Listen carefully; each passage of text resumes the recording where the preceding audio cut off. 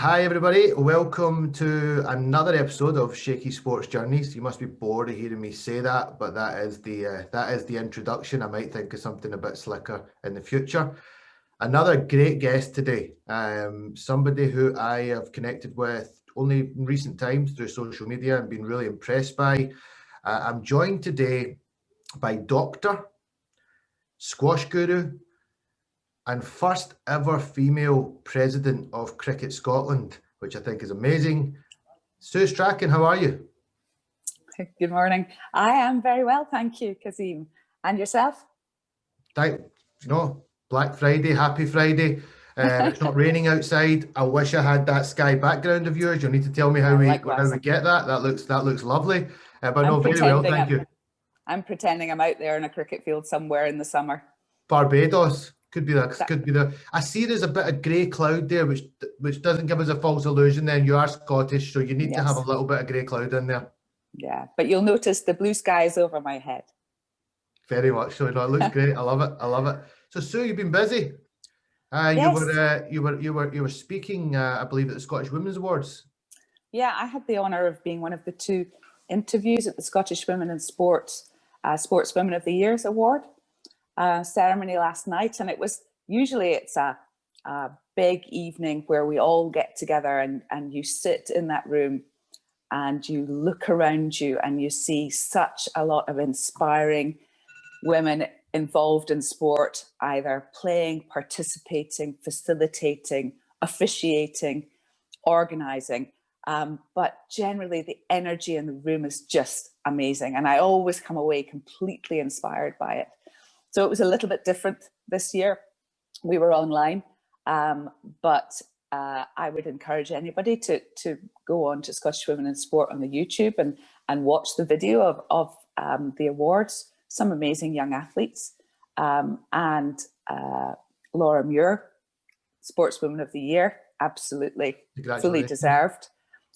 We were delighted that one of our young cricketers, one of our young national cricketers, Ailsa Lister, was a finalist in the Young Sportswoman of the Year awards. Amazing. And that was fabulous and recognition for her hard work. I shared the stage virtually with Catherine Switzer, who was the first woman to run the Boston Marathon and who smashed a few glass ceilings of her own. So I think it was maybe a little bit of a theme about, breaking through, being a pioneer in women's and girls sports, or being a pioneer in sport generally. So I loved every moment of it. Sounds very inspiring. I'm sure lots of the youth that were involved in it will take so much inspiration from it moving forward. And it's great to hear that you were talking at it. I'm sure you spoke very well, and I'll need to tune in and have a listen to that. Sue, fellow Glasgow girl. Yeah, I was really happy to hear that. I didn't know that when we first engaged. You come from quite a sporty family, and tell me about Glasgow and growing up. Yeah, well, I was born in Glasgow and I went to secondary school in Glasgow. My parents, my dad played a lot of sport as a youngster, my mum not so much so, but they always encouraged us to be active, to be outdoors. We had a black and white TV. There's only so much you can watch in a black and white TV. And we were always outside. My older brother was a keen sportsman as well. So he basically used me as somebody, an assistant really, as he tried to improve in his sports. And that was rugby, cricket. He was a very keen cricketer, played at Uddingston Cricket Club. Okay. And also played for his school in Glasgow schools. He also played rugby at sort of Glasgow schools level. So I had either a rugby ball or a cricket ball thrown, kicked, hit at me most of the time. So you had to learn to catch quite quickly. And there was always things being thrown around at home, whether it was, the salt and pepper or cushions. And luckily my mum doesn't have a big collection of ornaments, and didn't have then, because she certainly wouldn't have now otherwise. So sport was always part of my childhood. And then I went to Hutchie Grammar in Glasgow, and that gave me an opportunity to play lots and lots of sport. So I feel very lucky that not only did my parents give me that opportunity and support me, but also I happened to be at a school that did the same. Although it didn't give me the opportunity to play cricket, unfortunately. So I played hockey, netball, I swam, I played tennis for the school, I played badminton for the school. I did all of these things, anything with a bat and ball. I'm not the fastest, and so I was always limited by my lack of speed in a straight line. And I think that's probably why I took to squash, because you don't need to be a fast runner, you need to be nimble and agile, and you need to read the game. And so I didn't play squash at school. I didn't have that opportunity. There was a boys squash team, but no girls were allowed. But my parents encouraged me to play at Uddingston Cricket Club, in fact, when the squash courts were there too. And so we would go, and my brother would go and play cricket. I would help my mum with the cricket tees, and I would be on the squash court running about with my mates, training and just generally having fun. And we had a little group, a little nucleus of juniors that all encouraged each other. So we would all meet up and we would just play squash, or we'd run around the cricket field as training. And when we'd played, we would sit and we'd watch the cricket. And I would wistfully think, wouldn't it be nice if I could get to play cricket too? But that didn't come until much, much later.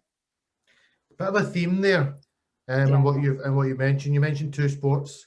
One was cricket, one was squash, which is obviously your forte. You know, you were. We'll come on to that. You were a very, very good squash player. Still are, I'm sure. But you mentioned that the school that you couldn't play that at school. Why? Why? Now we've got why? I know things are changing, but why is it like that? Why do girls and boys not have the same opportunities to play the same sport? Why would one play and not the other? Yeah, I've asked that question many, many times in my head, and I think it's probably partly because traditionally the people involved in administration of sport and organisation of sport in positions of responsibility and power and decision-making positions were male, and didn't understand perhaps how much girls and women could benefit from being involved in sport. I talk about it. I want to share the joy of being involved in sport with as many people as I can. And I think there is a place in sport for everybody, no matter who they are, no matter what their background. So I perhaps come at it from a different place, and partly probably, although I was encouraged, most girls were not encouraged like I was to play sport. Mm-hmm. And certainly we were given options, but we were not encouraged to look outside of those options and say, I'd actually quite like to have a go at that. And that's what I hope is better now, but I still think we've got a long way to go. And society has a bit of a way to go as well. We don't see female sportswomen in the media, in the traditional media, as often as we should. We don't see, I manage the Scotland women's cricket team, and when I watch them play and train, what comes across is the joy of being involved in a team, the joy of challenging yourself every day, the joy of winning together, and the life lessons you learn of losing together, because life is about winning and losing. And so if you can learn the lessons of being able to pick yourself up after a disappointment in sport, then it helps you pick yourself up after disappointments in life as well. So I think I've gone completely off subject because not at all. Not at all. I think you've covered. You've there's different ways to look at it, and something I'm a big advocate of is mental well-being, and sport is a huge factor in mental well-being. And what you said there about the journey of life, sport, I played it from a very young age, as of you. it does kind of allow you to deal with failure, success, being part of a team, all things that you're going to need. It's like a degree almost, but a life degree. But how important, you're obviously a doctor as well, how important is sport for mental well-being? Sport is incredibly important for lots of different reasons.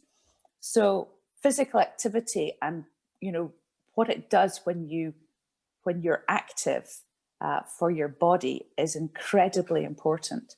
But sport has the advantages of physical activity. So, the heart is more healthy, the lungs are more healthy, your blood vessels are more healthy, your muscles are stronger, but also it also has that sociable part as well.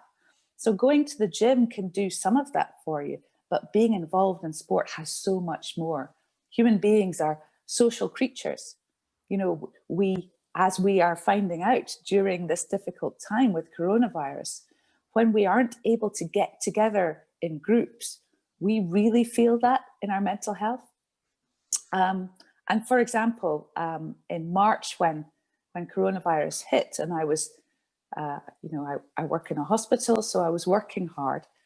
But I realized within probably 2 weeks that the thing I was missing to help me was my sport and my physical activity. And that mentally I was finding this much harder because I didn't have that.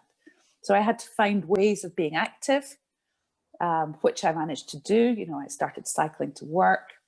I started training on the driveway outside. I connected with people online to try and give me that feeling of being part of a team again, as well as doing the physical activity part of sport. And it's both of those together that help your mental health. And there is no doubt about it that I really missed that. And I'm generally a pretty cheery person, maybe partly because I'm involved in so many sports, but I really felt the lack of that when I didn't have it. What's difficult, though, is when people have never had it, to help them realize how much sport can do for your mental health, how much better it makes you feel. If you make the blood go faster around your brain releases hormones that make you feel better. You feel more relaxed. You have less symptoms of anxiety. But you will also have that meeting with other people, sharing, the highs and lows, not having to take the highs and lows just on yourself, but being able to share the burden of those and learning how to be that person that someone else can lean on sometimes when you're feeling strong, but also to be able to lean on those around you if you need them, because they're there for you and your teammates are always there for you. And you see that, I think, particularly in women's team sport. So if you watch women's professional cricket, you will see that if someone makes a mistake, there's no judgment. There'll be a smile, someone will give her a pat on the back, and we'll move on together because we're together, banded together to help each other gain extra strength. Being part of a team and doing sports like a superpower. And so it's just incredibly important. And I want to find ways that people who've never experienced that can feel it for themselves and realize how good it can feel. I mean, I would imagine you will be the same, having been involved at sport, all the way through in your development. Being part of a team just is an amazing feeling. And being part of a team and playing sport that you enjoy and having fun and a bit of a laugh, what's better? Yeah, I sometimes think about tennis players, for instance, golf players, and I think to myself, must be quite lonely sometimes. I mean, and I get a lot of credit to the people that take up those sports, because you got a coach and but you've not really got. I mean, 11 people on a cricket field, on a football field. It's amazing that you'll get that. You'll see when somebody drops a catch at cricket, everyone will start clapping and they'll use it to find that energy. It's horrible when you drop a catch. It's a horrible feeling. I'm sure it's happened to you. Yeah. And you want the ground to just, but when you Mm. get that, you find that inner strength to say, right, okay, I'm okay. My teammates are with me. I can bounce back. I'll catch the next one. But it's really interesting to hear you talk about sport and mental well-being. Do you think the NHS and more sports organisations could possibly do more in that to encourage even the NHS to encourage more people to go into sport? Absolutely. I think it's difficult because a lot of people think, when they think of sport, they think of PE at school. Mm-hmm. And some people had good experiences, but very many people had bad experiences with PE at school in the old days, particularly. Yeah. You know, cold changing rooms, being out there with your bare legs, going all mottled in the cold. Doing, you know, I remember doing cross country running outside in the south side of Glasgow in the winter in the snow. It's not and fun. With short shorts on, being peeped at by the passing drivers, and you know, just being aghast at the mottledness of my thighs because they were so cold, and thinking, this is miserable. Yeah. Whereas, I'm just going to move because I'm very bright. Yeah, no problem. Whereas being part of something fun, so being part of something fun in a team, that's a whole different thing, you know. And so if we can find ways of encouraging people into sport at the beginning level, you know, sport at a place where you're just running about and unleashing your inner 10-year-old a bit. And we've done some work, for example, in cricket in Scotland. We've got a couple of fairly new initiatives that we've brought some women to cricket that have never been involved before. And women's softball cricket is something that we're doing. So we have maybe 14, 15 women and girls come along on a Sunday morning, even in late November. And we have a coach who's incredibly patient with us and who realizes that the chat and the mucking about and the having a laugh is part of why we're there. Mm-hmm. And manages to sneak in a little bit of cricket technique at the same time. We run about, we hit balls, we learn to catch. We catch some, we drop some, nobody cares. But the people that I know that have done that on my recommendation were very, very tentative about it. And they said things like, you know, I've never been any good at sport. And I said, well, come along and have a go. You'll enjoy it. And they come into this environment where there's no judgment. And I think that's really important. I think many people felt judged when they were younger and involved in sport. So sport has the ability to pick people up who are feeling fragile and to carry them through that by helping them feel stronger, helping them feel they're learning new things, but also surrounding them by a group of other people who understand the fragilities of life and you know, of being human, and who will just be a bit kind and just give them a bit of their life force to help them through, and will be there to help make them laugh when they're not feeling like laughing much, and there to spend, you know, an hour and a half, say, just out of their life, just focus on other things, enjoy it. And then you feel a little bit stronger when you go back to the challenges of your own life. So I think sports really, really, it's, you know, it has no bad side effects. Physical activity if it was a drug, we would give it to everybody.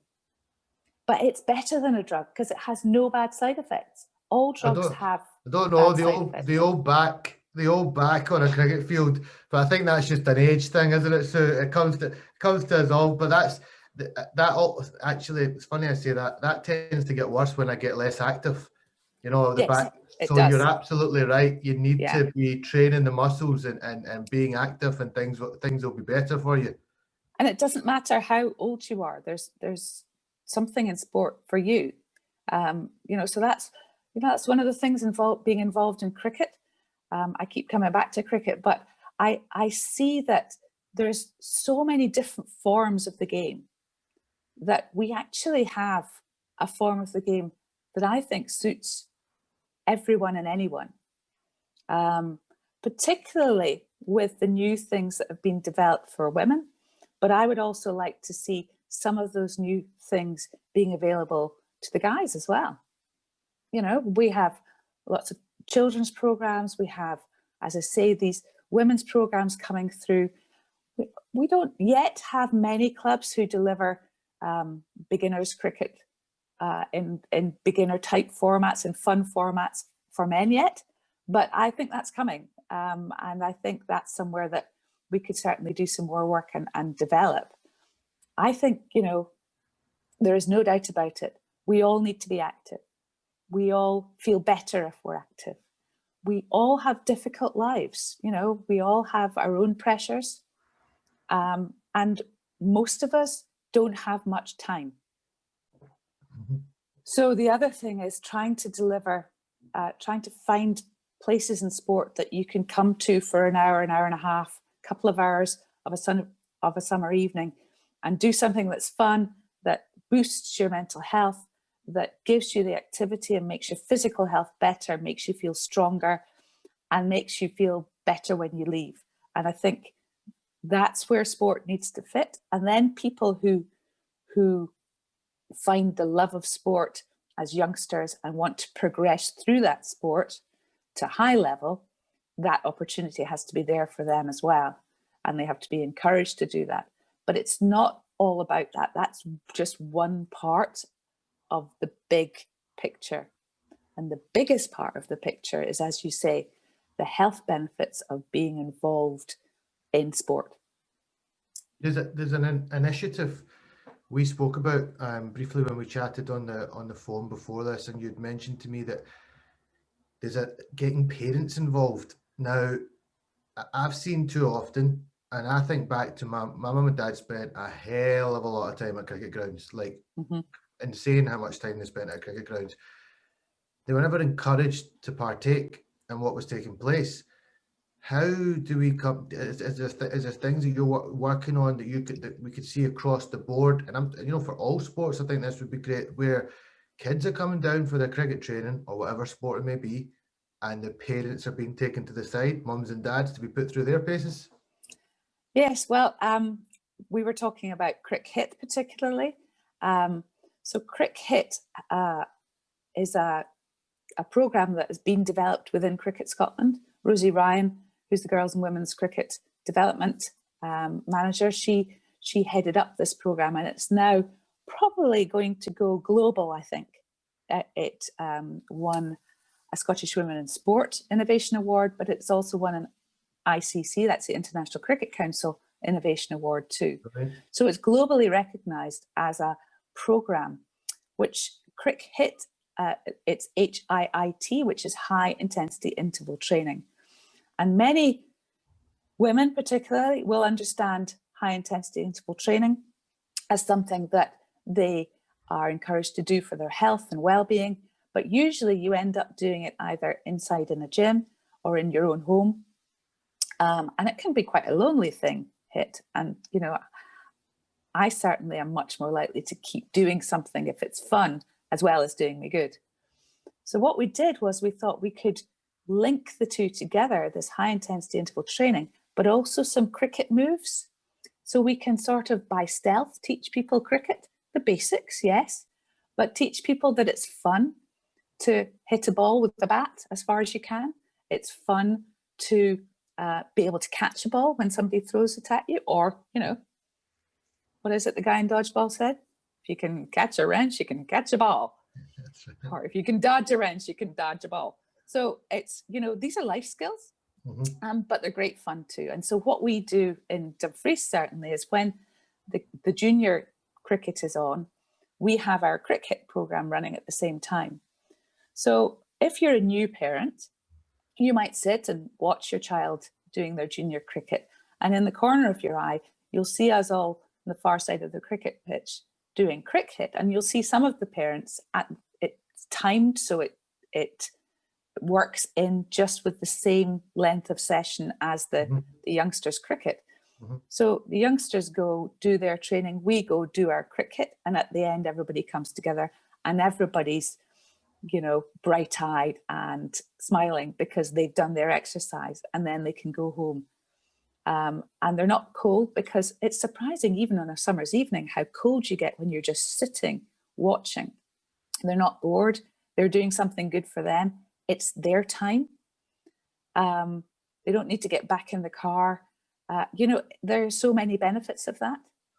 And so we do that. And also with the very young children, the All Stars program for the 5 to 8-year-olds, there's a lot of involvement in the parents in actually helping to deliver that program as well. So they get to take part in that program with their children, and they can talk about it afterwards, and the children have a bat and a ball to go home with, so they can play with their parents and with the rest of their family when they get home. So it's about involving the whole family.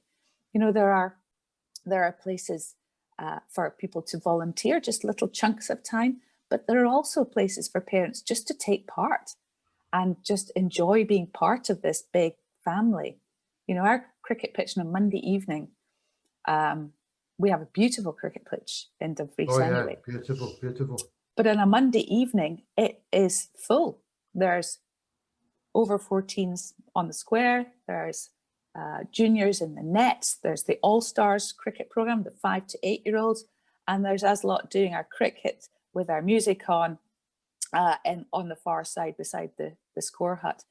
And at the end of it, we all come together and we're all smiling, you know, and that's priceless. That's awesome. I can just imagine that atmosphere. You know, I guess what I wanted to touch on that is, if every cricket club in Scotland could get that going, it's only going to benefit. And it goes back to what we've already spoken about, mental well-being. I think there's a lot of parents that just follow their kids around for what sport they're doing. They're busy in their day-to-day, their work life. And it's something you touched on there, standing around for 2 hours.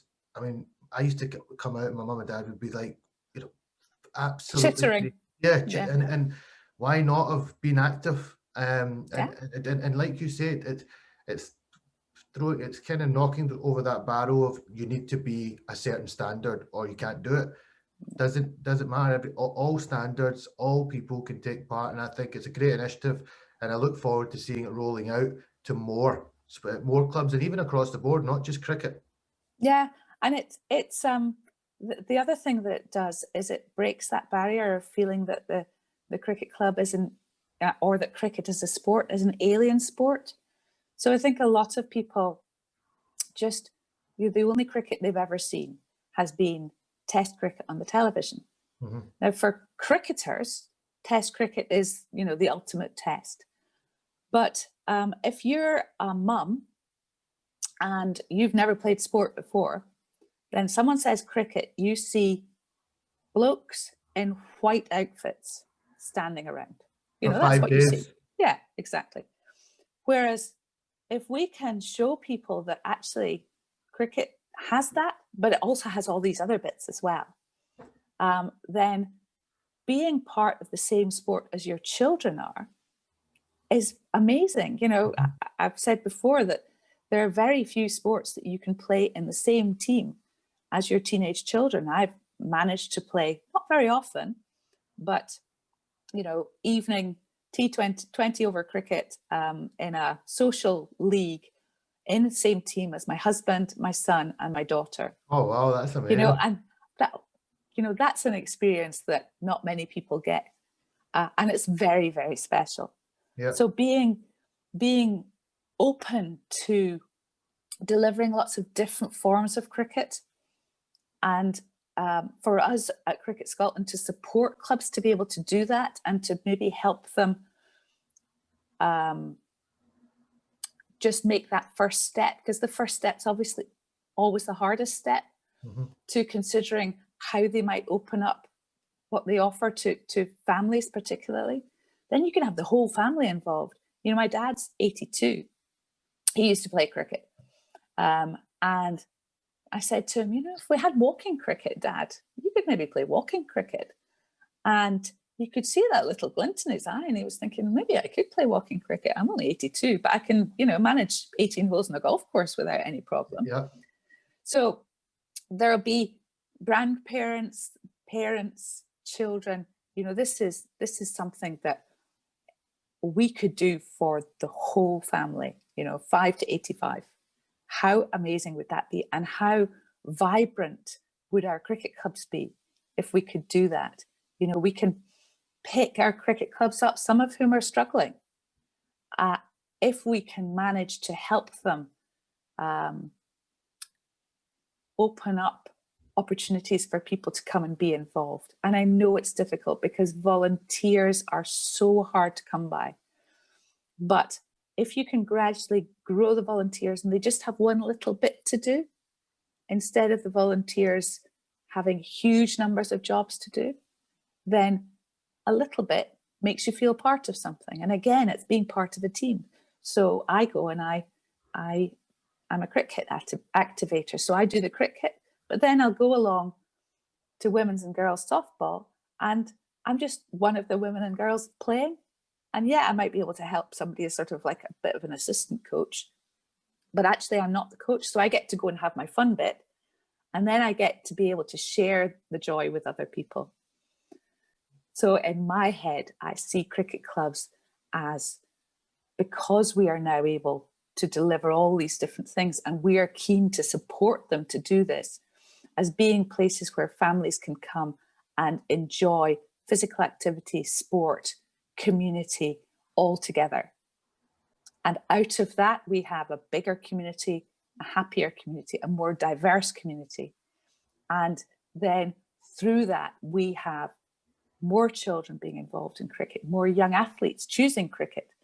We then have stronger regional structures, we have stronger junior structures, we therefore have stronger, deeper pools of talented players at the top as well. So that's my sort of mind map of how I would love to see cricket develop in Scotland.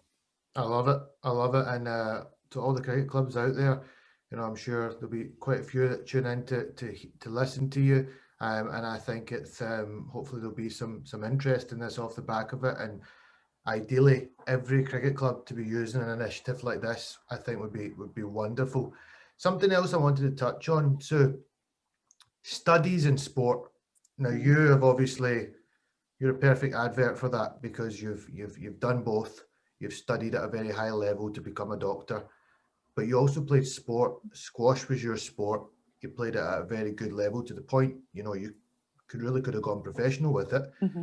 Talk to me about the challenges of that, because that's often something that takes youngsters away from their sport. Mm-hmm. What's your thoughts on that? All right. I think that that's another group of myths to some extent. So you quite often hear, oh, so-and-so is not going to hockey training. I play in a hockey team as well. Some of the youngsters aren't coming to hockey training because they've got their exams coming up and they need to study. And I find myself thinking, all the more reason to come to hockey training, because if you can take an hour out of your studies and do some sport, then your brain is going to be much fitter to learn when you finish that. You know how woken up you feel and how alert you feel after playing sport. You can then go back to your studies with a brain that's fresh and waiting for new information, and you remember things better and you learn better. But also, when you feel stronger in yourself, both physically and mentally, then it's easier to overcome the challenges that studying give you. So, one, you will remember things better, and two, you'll feel stronger and healthier. You'll sleep better. So that's the other part of sport, is if I don't play sport during the day, I don't really sleep very well at night. But if I play a sport during the day, or if I do some exercise during the day, I sleep much better. And sleep is really, really important for young people. And it's really important to lay down the pathways in your brain and to remember the things that you've tried to learn that day. So for studying, sport is the perfect thing to go with studying. As a performance athlete, it does become very challenging though, because both things are pulling you in different ways often, and it's hard sometimes to fit both together. Universities are getting better at giving opportunity to young elite sports people to combine studying with their sport, and that's definitely improving. For example, Napier University in Scotland have linked up with Cricket Scotland to do some programs where our young athletes can study and do their sport together. And the other universities have similar types of schemes. So I think that education generally is realizing that sport is good for your brain. And so therefore, as well as being good for your physical health, it's good for your learning capacity too.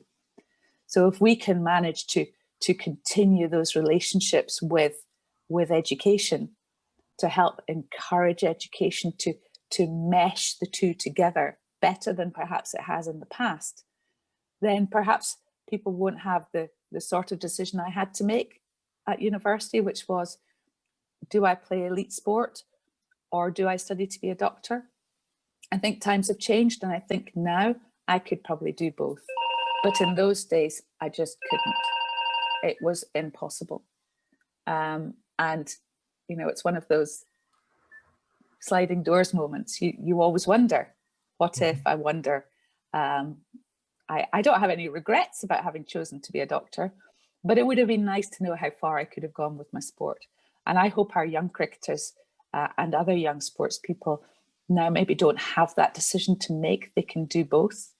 And I would encourage all educationalists, teachers, universities, schools to keep encouraging your youngsters to be involved in sport, because they will mentally be stronger, they will be able to learn better, and they will be able to deal with the pressures that education and exams and studying put on them better than they would without their sport. There's no doubt about that.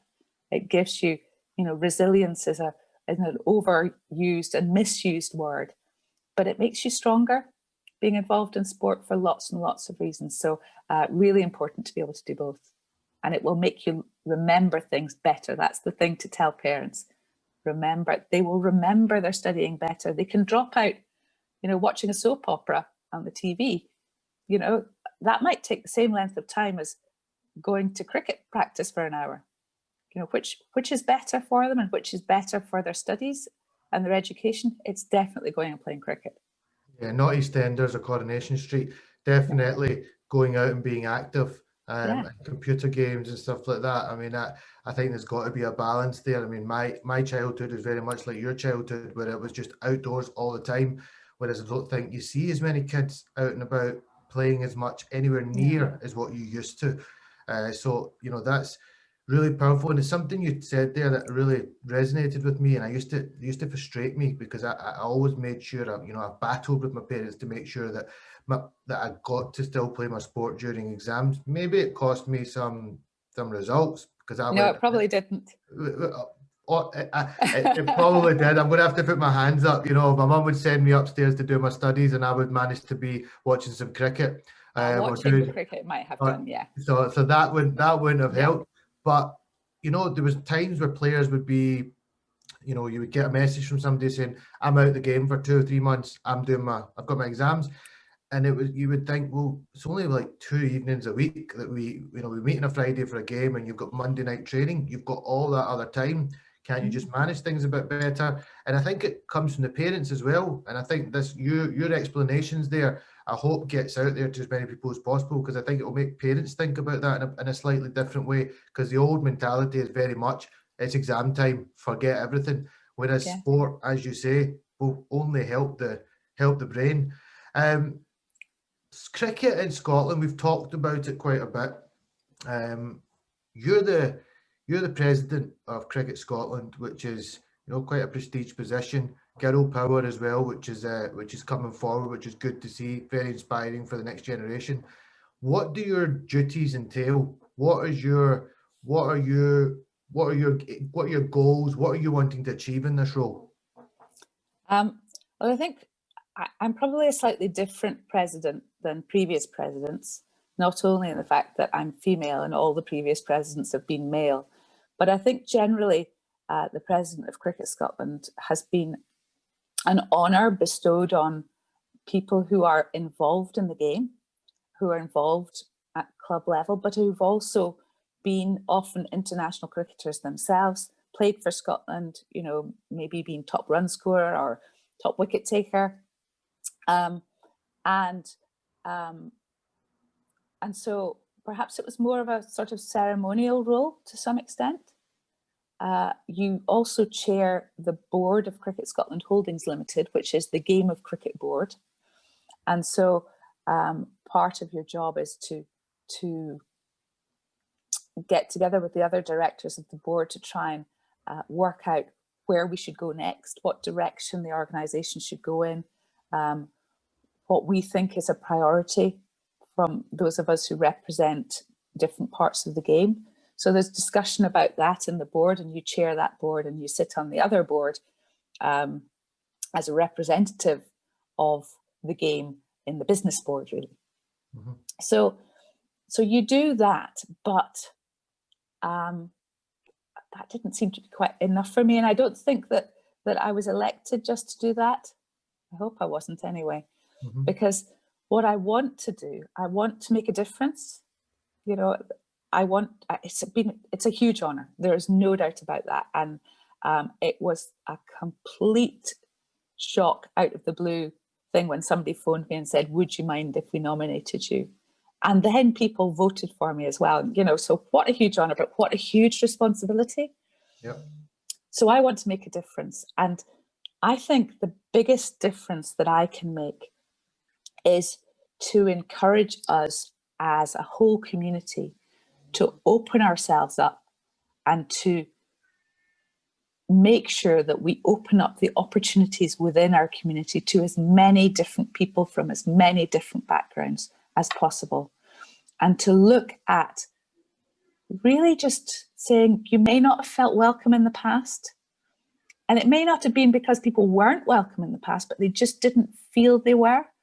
But to say, welcome, come be part of this, whoever you are, whatever age you are, whatever ethnicity you are, you know, whatever your sexual preference, whatever your ability or your disability, come and be part of this, be part of this big family. And so I want us to reach out to places that we have not perhaps engaged with before, and reach out to communities who have felt they weren't welcome before. Find out what we could do to help them feel welcome. Find out what we could set up that would be something they would want to take part in. And find out how we can improve the diversity within the coaching, within the officials, within the board, within the staff, within every different part of cricket in Scotland.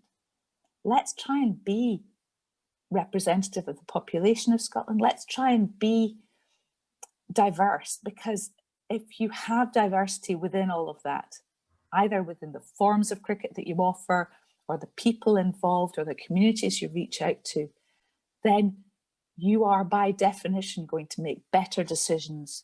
You're going to be a stronger organisation. Your clubs are going to be stronger if they're more diverse and if they have more to offer.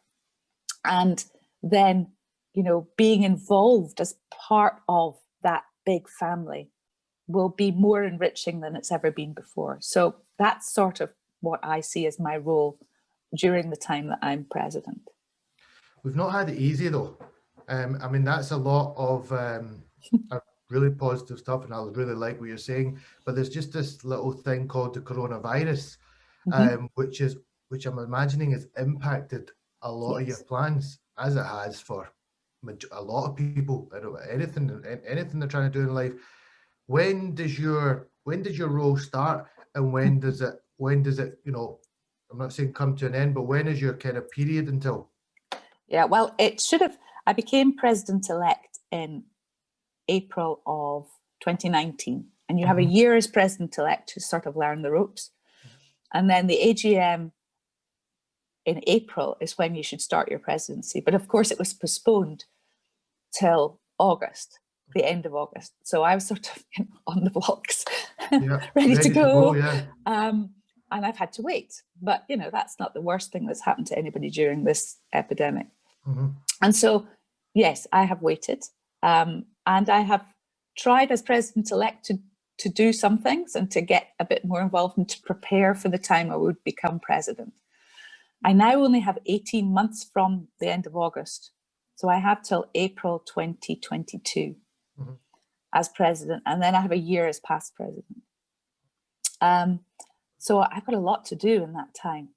And we have an organization which is financially going to be hit very hard, as all organizations are, by this epidemic. We have a small team anyway, and we're very good at making great use of a pound, because funding has not been amazing. You know, we do get funded by Sport Scotland, and without that, we wouldn't be able to do any of the things we do. And we get funded by the ICC. But as somebody who's been involved in cricket for a long time, will know that the funding from the ICC for nations such as our own is very small compared to that, for example, across the border in England. So we have to be very creative with the money that we have. We have to use it as best we can to deliver as much as possible. But yes, it's going to be challenging.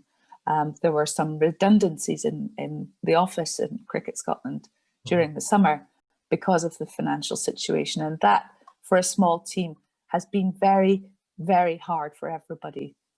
Extremely hard for those made redundant, but also very hard for the rest of the team to see friends and colleagues in that situation. So yeah, it's been really difficult. And of course, we didn't get a lot of cricket this summer either. International cricket, we haven't had any international cricket for the men's and women's team. And we've had little club cricket as well.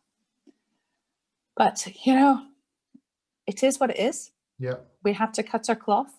We have to do the best we can with what we've got. And there's a lot of work going into working out what we can do with what we have. And that's the other thing that makes it really important, that we're part of a community, that we can all support each other through this. So Cricket Scotland can support the clubs and the individuals that work for them through these difficult times. And hopefully the clubs will come through, we will come through. And to some extent, perhaps it might bring us all closer. Because I think it's done that with lots of communities. You know, it's perhaps focused us on what we can do for clubs and individuals, and maybe focused clubs on what they can do and what they can do together with other clubs in associations. So I hope that we will be stronger for it eventually, but who knows what the next 12 months will bring. There will be difficult times coming up, and you know, there'll be difficult decisions being made, as there are in all businesses. But hopefully we'll come through it. And, you know, I'm a positive person. You know, in sport, I think you learn that you should only try and control the controllables. So some of this is out with our control, and we just have to accept that that is the case. And then we have to see, what can we do with what we have? And how can we best move forward with what we have? And I think that's the attitude that we all have to take. And how can we support each other through this as well? No, I agree. I agree. And I think it's amazing. You know, you've got limited tools. You know, that's you've not got millions and millions of pounds in there to just throw at this, but you do have a passion. And I'm sure you've got, you know, many people out there, you know, me being one of them as well, that is passionate about seeing the game grow here. And I think it'll be amazing what you could achieve in 18 months, coronavirus or not. So, you know, we'll be, I'm sure you've got plenty of support, and we're rooting for you in that role. Something I think is very important, Sue, we've just, and you were promoting it, I think just yesterday evening, we've got 5 nominations for the ICC Associate Player of the Decade.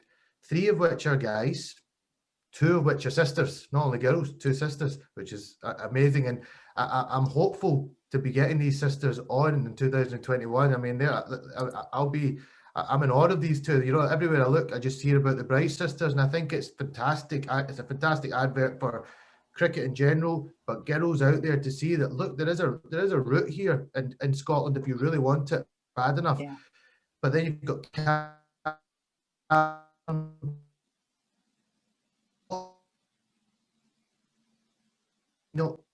this has got to obviously. Sorry, you're breaking up a bit, Kazim. Yep, you got me back now? Yeah, you're back. So, you know, we've got these 5 great cricketers, 3 of which are guys, 2 of which are girls. We need to make, in my opinion, a hell of a lot of noise about this. Yeah, I mean, what amazing sports people these are, aren't they? So delighted for them that they're being recognised for their talent, their dedication, their determination, their clarity in their task and purpose. But the fact that they're all really, really nice people as well, you know, they're amazing role models for young people everywhere in Scotland. Say, you know, you can actually progress through this. You can become the person who's finalist for, and hopefully we will have 2 Scottish winners. Fingers crossed. Of the ICC Associate Player of the Decade. You know, it's not just the year, it's the decade. Yeah, it's huge. It's a huge and for them to have done that requires a whole lot of effort from a whole lot of people. So it's the person who first gave them the opportunity to play. It's the parent or friend who took them to cricket and sat there in the cold waiting for them to come back again. It's the junior coach who inspired them and set their passion alight. It's the performance pathway coaches who've helped them progress.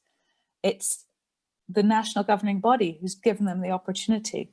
And unfortunately, as yet, for the female players for the Bryces, have not yet been able to give them professional contracts even, and they're still in this situation. And it's them themselves, with their hard work and dedication, but they can only do that within a lot of other supports around about them.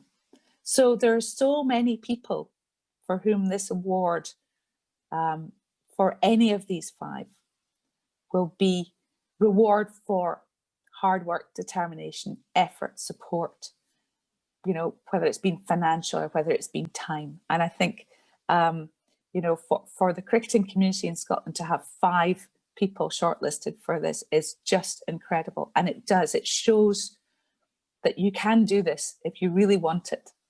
And we can support you to do this. And I think increasingly we can support young athletes to get through to that sort of level.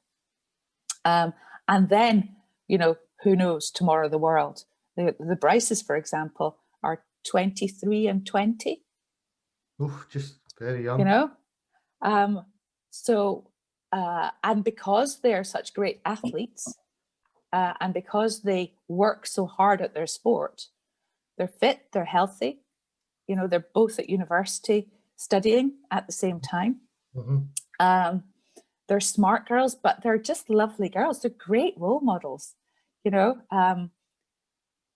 Anybody who meets them comes away with a smile, but also with a sort of, these are impressive girls. And I know the girls better than the men, because I obviously travel with them when they're on tour as the tour manager. And I've got to know these girls, and they're just brilliant girls. Love them to bits. And I would challenge anybody not to come away feeling that when they meet them. And I would definitely think you should have them on. Yeah, no. Well, I'll leave you to. I mean, I'll leave you to. You've got the end there, and I'm sure they would be happy to do that. But yes, you know, it's brilliant to see this, and it's, you know, the best part of it is the recognition for the work that they've done. You know, these 5 cricketers are not part of a huge, big professional setup. They're not being paid hundreds of thousands of pounds to do what they do. They're doing it because they're passionate about it and they're dedicated. And they have all had lots of challenges along the way that make it harder for them to do it from Scotland than if they came from some other countries. But that makes it all the sweeter when they get there, because they know they've been through all that and they're still there.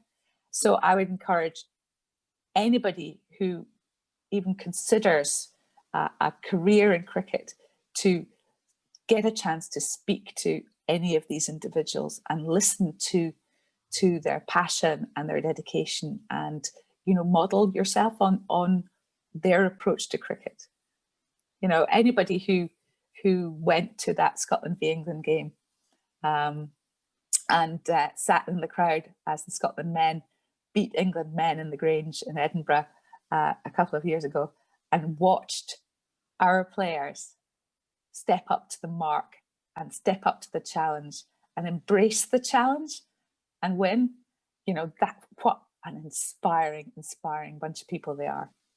No, incredible. And just, I'm going to take this opportunity just to plug the channel here, that the people that Sue is actually mentioning, Callum and Richie, two of them have been on the podcast. So feel free to jump over and have a listen to both of them. They were great to have on. Richie, good friend of mine, lives all the way down in Greenock. He's a very private man, but I'll get him eventually. And Sue, hopefully we'll get the two. I'm sure we can do that. Which and I would love to do it at the same time with both of them, because I think just to pick both their brains at the same time would be amazing. I thought, I've followed them closely, and I'm so impressed. I've never seen noise like that about two girl cricketers in Scotland, which is a bit sad, but I think it's a great sign. Things are going. It's a start. It's a start. 100%. Something that you mentioned there was you spend a lot of time with the girls team. Mm-hmm.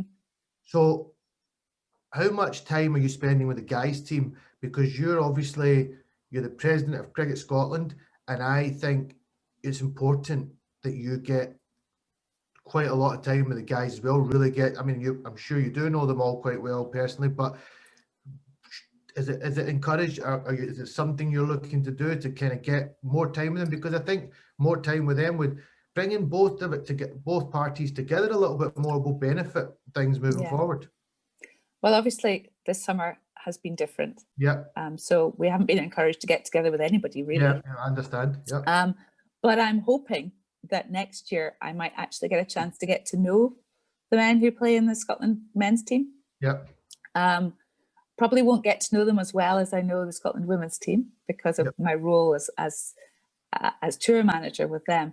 But I would like to have the chance to talk to them about what they do and how they go about their business, and also to be able to watch and support them from a boundary rope somewhere. And so that's one of my plans, as well as hoping to get out to lots of cricket clubs in Scotland and just go and spend some time with people in the different clubs, listen to them, just hear about their challenges and hear about the things that inspire them and the difficulties they have, and see whether I can gather that information so we can use it to help them.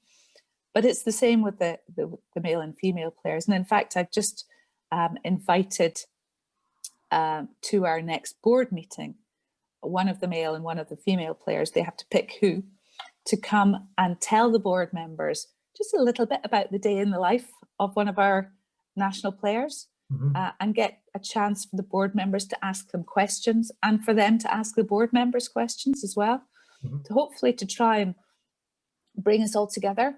We're all part of the same family. We're all part of the same team. Yeah. And so having some understanding of the pressures that other people in different roles are under and the experiences that they have can only help us as we make decisions. So that's a new thing, and it probably won't happen at every board meeting because we have different things to focus on at every board meeting, but at least we can start that dialogue and start that link between us all so that we can feel part of the same thing. I think for the national players, sometimes they feel very separate to the rest. Not in a sort of elitist, we're better than the rest, but in a, it would be really nice to link more, and to talk more and to communicate more with the rest of the game in Scotland. You know, they have a lot of experience to tell us about, and they also have such passion for the game, because they wouldn't be there unless they did. And so it would be really nice to give them an opportunity to share that passion with other people. And so that's what I hope this will start to do. I agree. I think that's definitely the way forward, and it's good to hear your mindset. And I think maybe in future, one of these hot destinations that the men's team get to go, and maybe it's an idea to have you as tour manager. I think you've obviously already been there and done it with the girls. I think you'd be great. I've been away with some good managers in the past and some not so good managers in the past. Won't name anybody, but I think you would be great, and that would really give you a chance. I mean, the time you get to spend on tour, one-to-one, regular meals in the evening, being at the ground, traveling together, it's amazing. You've done it with the girls, so you know. That would maybe be an idea in the future. You can maybe pick and choose which one. Maybe Dubai. You know, they're all that'd be a nice one to choose. We usually end up with our qualifiers being in Scotland, so I haven't travelled very far with the women's team, unfortunately. The men's team seem to get to go to more tropical surroundings, don't they? So chuck your name in the hat. I think you would be great, and I think it would be great for you to go away and then see how things are slightly different, and the differences between both, and how maybe you can bring something to the girls' side that maybe you've picked up on the men's side. I think that would be awesome. It's certainly. Sorry, can I just? I think, you know, one of the reasons that I became one of the steps in the pathway of becoming president was getting more insight into the life of the national cricketers as being the manager and the challenges that they have. I think that's been a really useful thing. So I have, you know, being a cricket activator, trying to get a women's team out, being part of a social mixed T20 pub league type team, being involved in the committee in my local club, being on the board, and also being part of that, the international setup and understanding international cricket more. These have all been sort of like little bits of the jigsaw. So yeah, that's one bit I'm missing. Yeah, no, I think good idea. I think you can complete that. I think you can complete that jigsaw and get that done. Just maybe have a look at. Obviously, it's hard just now because we don't know how the calendar is looking. But just keep your eye on it, Sue. And the next time you see, oh, that looks quite a warm destination, I'll go. That's one for you. Hard work, mind. Yeah, that's it. That's it. Listen, you're president as well. You know, you can pull some strings. My last question, and I ask a lot of people this question, and I think it's a very important question. You've touched on a lot of things throughout, but what main advice would you give to a young girl or a young boy out there who wants to make their way in sport at a high level, but they also want to achieve other things as well? The first thing would be to have people that will support you round about you, and you don't have a great deal of control over that. But find a club where you feel comfortable and welcome, and you feel that people are interested in you and your hopes and dreams, not their hopes and dreams. Mm-hmm. You know, coaches that are all about the athlete, the child, the adult, the sports person in front of them are really inspiring. And I think many of us who've had long journeys in different sports, or even in a single sport, will remember the coach or the teacher that wanted to know what your hopes and dreams were. Have those hopes and dreams and hold on to them through the hard times, because there will be hard times. It is not easy to get through to elite level in any sport. There are many challenges. And it's maybe more difficult when you're in a small country, but turn that around and think, well, I have the opportunity in a small country to go through these pathways. I will have to work hard at this, but if I really want it, then I'll work hard. Read Bounce, the Matthew Syed book, about whenever you practice purposefully. So it's a really interesting book. I don't know if you've read it, Kazim. I've heard of this man, and I've heard great book. It's brilliant. It's a great book, and it's all about purposeful practice and about athletes who have excelled, who may well not have been the best at 12 or 14 or 16 or 18, but have continued to be coachable. They listen to their coaches. They put the lessons into practice. They practice on their own. You know, you can practice with a bat and a ball almost anywhere, as lockdown has proven. There have been people out there finding innovative ways of practicing. But when you practice, always practice with a purpose. Keep those hopes and dreams. Find people that inspire you. Find role models that inspire you, that you think you could follow them. See what path they went through. See whether you can learn from them, either from their experiences or for things that worked for them, things that didn't. Immerse yourself in the sport. Watch lots of it if you have the opportunity. You know, I'm amazed by the number of young people who don't watch the sport that they want to play. You know, watch the best playing. Mm-hmm. You know, TV is amazing now for giving you breakdowns of technique, breakdowns of decision making. You know, you hear guys on the mic now in the middle of a game talking about their match tactics. You know, just be a sponge, just soak all of that up, and it's all part of that jigsaw puzzle to help you be that elite sports person. Do your studies, do your sport, find places that make you happy to do that sport in. Keep going with your studies, because sport can be quite fragile.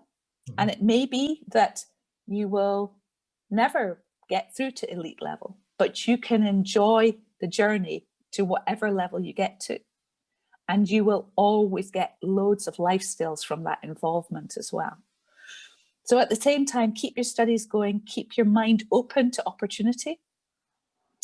Grab the opportunity when it comes and just shake everything out of it that you can, you know, but shake all the fun out of it as well. And never forget to enjoy the here and now. Don't always be thinking, if only, I wish I could. Enjoy the now, enjoy the experience. You know, I sometimes have that sort of pinch yourself moment when you're in a big match, you know, playing in England at squash at my master's level. You know, you have that moment where everything sort of disappears into the distance and sort of pixelates out almost. And you just have that sense of joy and purpose about what you're doing. And, you know, that sense of achievement for having got to that moment. Never lose that, because we never know what's around the corner for us. So, you know, keep open to, and the other thing is, don't necessarily just play one sport when you're young. Play lots of sports, mm-hmm. because you never know which one might turn out to be the one that you love more. And there are so many transferable things from sport to sport.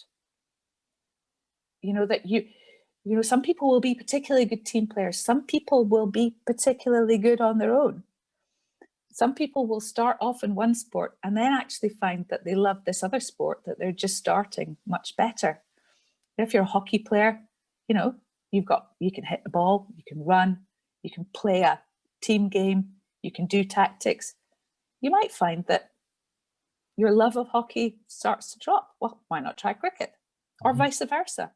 Mm-hmm. You know, you have examples of, there we have Georgia Adderley, for example, who's one of our top female squash players in Scotland, who's just 19 now. And she played under 17 football for Scotland at the same time as just winning the British Junior Open at squash. Wow. You know, and doing her studies. She's at university. So you have to be organized. You have to try and get a balance. You have to only control the things you can control, but never lose the joy. I think that would be the kernel of it all, is never lose the joy, and never lose the joy of the moment. Don't forget to experience the now, because you'll never get this now again. You'll never get this now again. That's you'll never get your teenage years, late teenage years again. you never get your 20s again. So, you know, your 30s, your 40s, your 50s, whatever, you know, you take those moments for what they are. I mean, incredible advice. I'm really, really happy that I reached out to you, because it's been fascinating. I know you enjoyed the recent podcast with Grant Bradburn. Wow, and, you know, what an amazing coach. I took lots of notes about performance sport. And I'm sure there'll be lots of people that are doing similar when they listen to this, because it's been just fascinating to pick your brains and to hear, you know, how much influence sport can have in everybody's life. Yes. And then obviously the importance of studies, which are equally just as important. Yeah. And you're always evolving, but evolve. Don't close doors that you don't have to close. That's something I've taken from this today.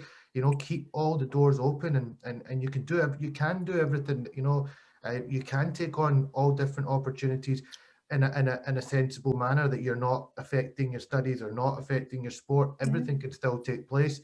Can I just add one other thing? Sometimes the opportunities come up at the most surprising times. You know, who would have thought that I would, you know, I gave up my squash for 17 years and then I took it back up again. Who would have thought that I would have got to captain the Scottish squash team when I'm 55, you know? And meet all these amazing other 55-year-olds from around the UK who are also top quality squash players. You know, who would have thought I would have become president of Cricket Scotland? So opportunity comes when you least expect it. If it comes to you, don't let it go past. You know, grab it. And, you know, who would have thought I would have had a chance to be on Shaky Sports Journeys? Exactly. Who would have thought I would have had the chat? You know, that's something you're so powerful. It's amazing, the connections and the people that I'm speaking with. I didn't know you until, you know, I knew you were in this role, president of Cricket Scotland. I would never have probably had a chat like this with you. Maybe I would have bumped into you at a cricket ground or something. But, you know, social media, this is a power, you know, social media has positive, it has negatives as well, but it has a lot of positives. You know, we connected on social media. I've been looking at your tweets. I like your mindset, and I thought, you know, it would be really interesting to get you on, and I'm glad I did. I think this is going to be a great advert for cricket, for women in sport, for all people in sport. I think I like your inclusive mindset and how diverse you think, how important diversity is. I echo and share a lot of your thoughts, and it's been very, very enjoyable to talk to you. I look forward to likewise when this comes out. Obviously, to the listeners, please do subscribe to the channel. It's easy enough to, once you've watched this, just pop over. It's just a little press of the subscribe button. Working very hard to bring you the best content, and hopefully this has been a great lesson for you. I want to say thank you very much to Cricket Scotland President Sue Strachan for joining me. My pleasure, and thank you for inviting me. It's been great fun. I do tend to talk once people start me off on these subjects I'm passionate about. That's what it's all about. I couldn't, if you were a mute, it's not too much fun to host as a mute. So, you know, it's been excellent. You've been wonderful, really good to listen to, and I thank you very much again. And I hope I see you on a boundary rope in the summer. Fingers crossed. Fingers crossed. Hopefully not at too much social distance. Hopefully we can chat from a bit closer. That would be nice. Fingers crossed. Fingers crossed. Yes. Thank you.